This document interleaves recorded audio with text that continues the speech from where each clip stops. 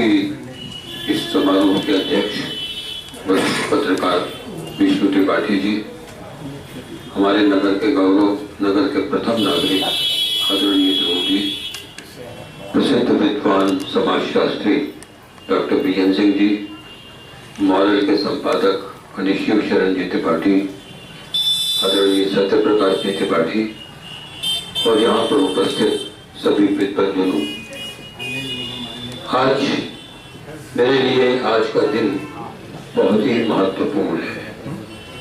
बचपन से जिन प्रवीण दीक्षित जी के का मुझे सानिध्य प्राप्त हुआ, इनका स्नेह प्राप्त हुआ, जिन्होंने मुझे पत्रकारिता के संस्कार दिए, आज उन्हीं के नाम पर प्रवीण पत्रकार सम्मान पाकर मैं अभिभूत हूँ और प्रवीण शोध संस्थान का मैं अत्यंत आभारी हूँ कि मुझे उन्होंने ये सम्मान प्रदान किया है। मेरे गुरु जी के नाम पर ये सम्मान मुझे प्राप्त हुआ है। ये मेरे लिए बहुत ही अधिक गौरव का विषय है।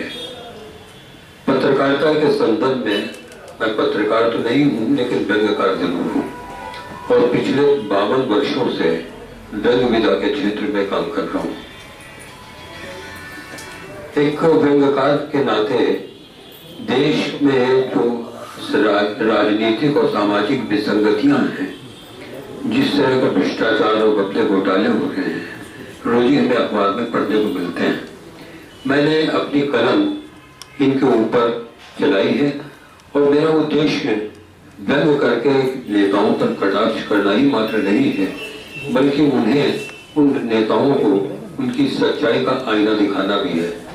अभी तक आप लोगों ने विद्वानों के भाषण सुने, इनको ऑडियो कहा जाता है। अगर आप मुझे अनुमति दें तो मैं अपने कुछ कार्टून्स जो इन संदर्भों में बनाए हैं, मैं आप लोगों के सामने प्रस्तुत करना चाहूँगा। एक व्यंग्यकार किस प्रकार से एक पत्रकारिता को दिशा दे सकता है, राजनेताओं को उनका आईना दिखा सकता है, इस संबंध में मैं अपने कुछ कार्टून आप लोगों को दिखाना चाहूँगा।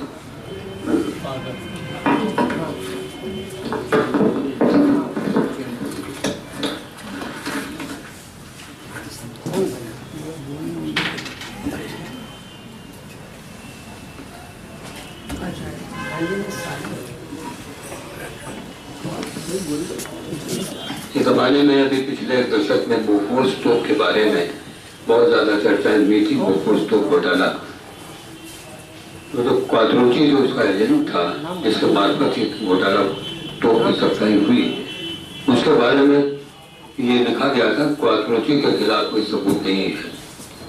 उस समय मैंने ये कार्टून बनाया था कि ये वो तोप है, ये वो तोप है जिसने दुश्मनों के दांत खट्टे किए, खरीदने वालों का बैंक बैलेंस बढ़ाया और उनका मान भी घटने नहीं दिया।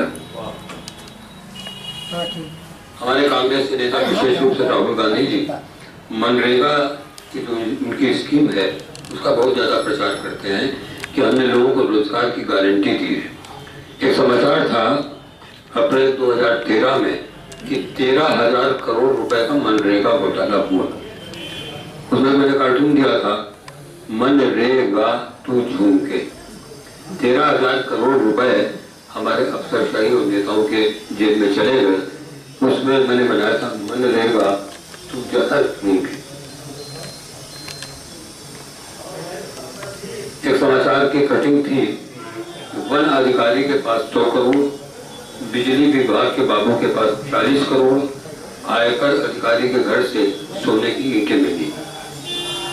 इसमें मेरा कमेंट था, धन्य है वे माता पिता जिन्होंने ऐसे पुत्र रत्न पैदा किए और धन्यवाद उन सरकारों को जिन्होंने कमाने के अवसर दिए।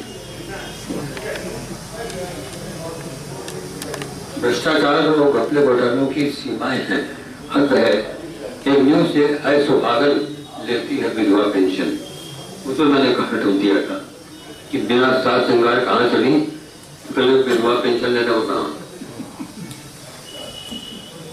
भ्रष्टाचार अकेले नेता नहीं करता है, भ्रष्टाचार का एक गठजोड़ है, एक पूरी कंपनी है। उसमें मैंने दिया था कि भ्रष्टाचार, घोटाले, अपराधी प्लस पुलिस प्लस नेता एक दूसरे के सहयोगी और जनता भुक्तभोगी।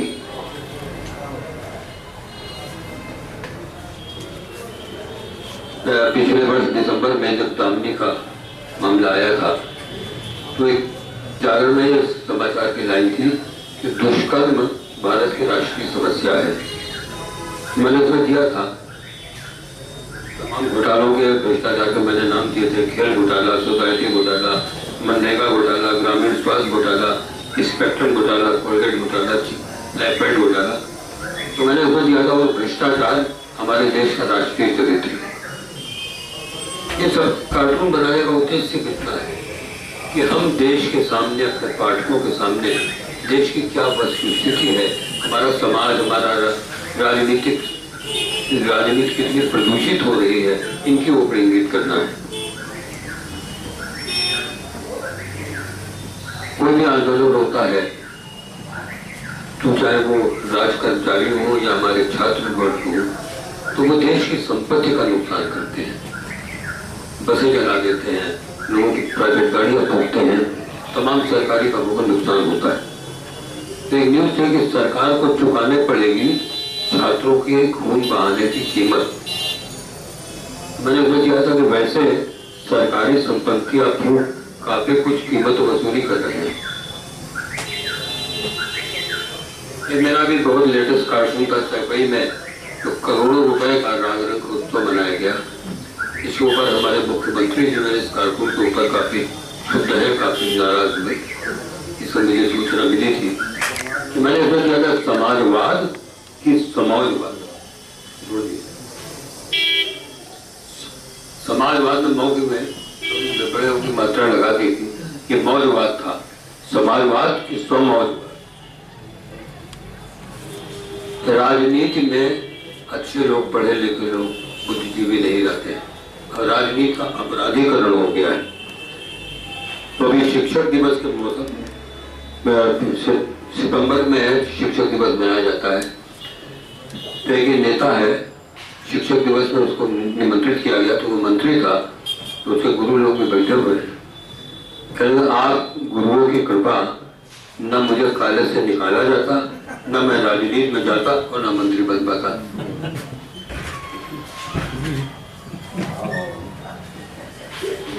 देश में इस समय, प्रदेश में बिजली का बहुत संकट चल रहा है, लेकिन 6 ऐसे क्षेत्र हैं, इटावा, मैनपुरी, रामपुर, कन्नौज, रायबरेली, अमेठी, जहाँ पर 24 घंटे बिजली की सप्लाई होती है।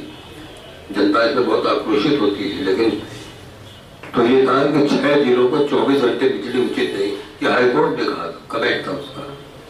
तो मैंने उसमें लिखा था पावर है जहाँ, पावर कट वहाँ कहाँ, पावर है जहाँ, पावर कट वहाँ कहाँ।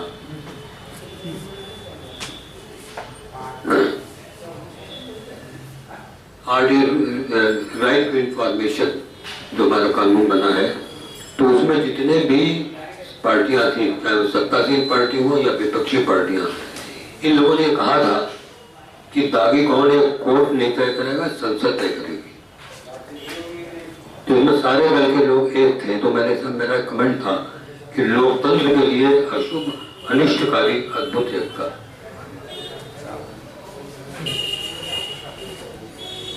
मैं खत्म करूंगा, काफी ज्यादा कार्टून है, तमाम देश के नेता लोग अनुचित बयान दे देते हो, बाद में कहते हैं कि मैंने ऐसा नहीं कहा था। मेरे बयान को प्रेस ने तोड़ मरोड़ के पेश किया है। तो मैंने इसमें कमेंट किया था कि सफाई कर्मचारी हो या पार्टी प्रवक्ता के काम में ज्यादा फर्क नहीं होता। सफाई कर्मचारी और पार्टी प्रवक्ता के काम पर ज्यादा फर्क नहीं होता। एक गंदगी की सफाई करता है, दूसरा बयानों पर सफाई देता है। दिग्विजय सिंह वगैरह ऐसे लोग तमाम ऐसे भाजपा के ऊपर सांप्रदायिक पार्टी होने का आरोप लगाया जाता है। तो समाचार था कि सांप्रदायिकता के लेबल से छुटकारा पाना चाहती है भाजपा। ये थोड़ी आपके लिए विशेष रूप से है कि छुटकारा मिल सकता है बशर्ते भाजपा राज शब्द से शुरू होने वाले नामों को बोलना बंद करते हैं। राम, राम मंदिर, राम भक्त, राष्ट्रीय स्वयंसेवक संघ, राष्ट्रभाषा हिंदी, राष्ट्र धर्म, राष्ट्रीयता। तो राष्ट्र शब्दों का इस्तेमाल अगर भाजपा करना बंद कर दे तो सांप्रदायिकता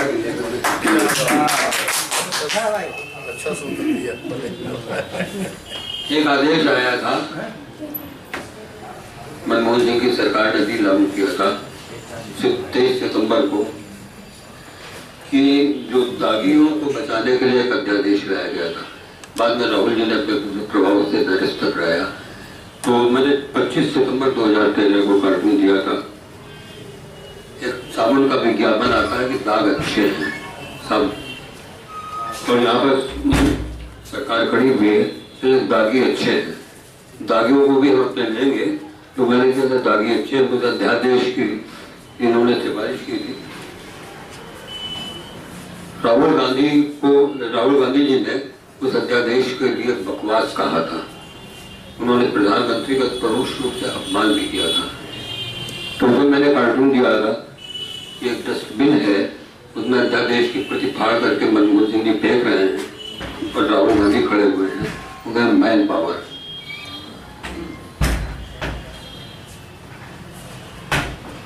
अंत में मैंने 9 वर्ष की शुभकामनाएं, अभी जनवरी चल रहा है तो कार्टून के माध्यम से मैंने अपने पाठकों को 9 वर्ष की शुभकामनाएं दी थी।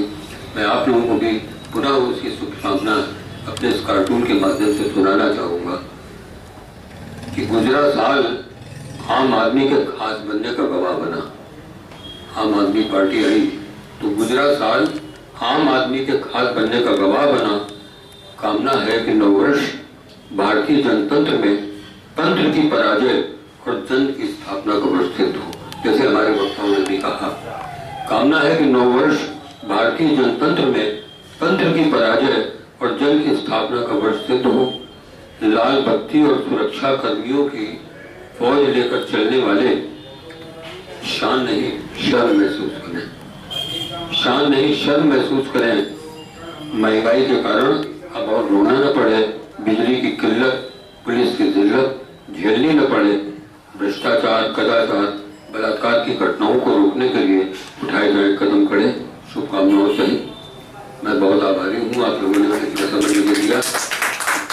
और फेसबुक में जब से मेरे कार्टून आ रहे हैं, मुझे विदेशों से भी वहाँ पे भारतीय हैं, उनके कमेंट जो मुझे सुनने को मिलते हैं। मैं आपको सच बताऊँ, मेरे पाठकों की जो प्रतिक्रियाएँ आती हैं उनसे मुझे बहुत ही एक ऊर्जा मिलती है। रायबरेली के एक बहुत वृद्ध सज्जन है, प्रोफेसर एस.एन. शर्मा का मैं उल्लेख करना चाहूँगा। वो मुझको हफ्ते में एक दिन का फोन मेरे कार्टून के बारे में जरूर आता है। उन्होंने एक बात मुझसे कही, वो मेरे दिल को छू गई। उन्होंने मुझे फोन करते हुए कि अंकुश जी, मेरी 3 बेटियां हैं, उनमें एक बेटी का विधवा हो गई, एक बेटी का पति पागल हो गया और एक बेटी का पति किसी दुर्घटना का शिकार होकर अपंग हो गया है। बोले मेरे जीवन में इतने दुख है, मुझे कभी हंसी नहीं आती, लेकिन सुबह जब आपका कार्टून पढ़ता हूँ तो मुझे जरा सी हंसी आती है। मुझे उनकी बात इतनी अगर छू गई कि एक व्यक्ति के जीवन में कितना अंधकार है, कितना दुख है, और वो मुझे कह रहा है कि मुझे आपका कार्टून पढ़ के हंसी आ जाती है। तो मैं अपनी इस व्यंग्य चित्रकला को सार्थक मानता हूँ कि अगर मैं किसी रोते पे को हंसा सकूँ तो मेरे लिए बहुत बड़े गौरव की बात है। बहुत बहुत धन्यवाद।